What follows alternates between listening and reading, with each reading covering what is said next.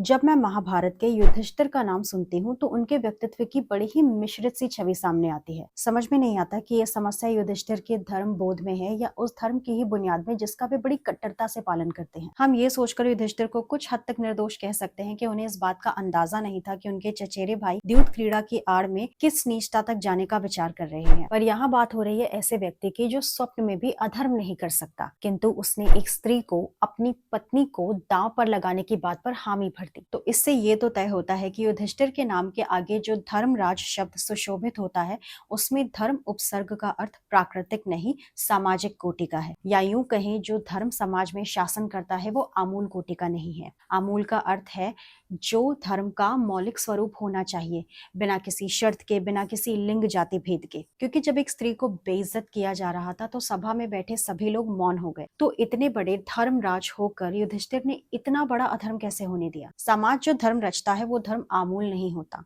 उस धर्म में ताकत के नाखूनों के चिन्ह होते हैं। क्योंकि पुरुषों को ताकतवर माना जाता है तो हर प्रकार के मानव निर्मित धर्म में स्त्री उनकी संपत्ति बताई गई है और इस नियम की साज सज्जा में कोई कमी नहीं छोड़ी गई है। यत्र नार्यस्तु पूज्यन्ते ऐसे श्लोक विष को निगलने के लिए बस चीनी की एक फांक है। युधिष्ठिर बेशक समाज के लिए धर्मराज है मगर प्रकृति के लिए नहीं, क्योंकि प्रकृति किसी को किसी का स्वामी बनाने का अधिकार नहीं देती।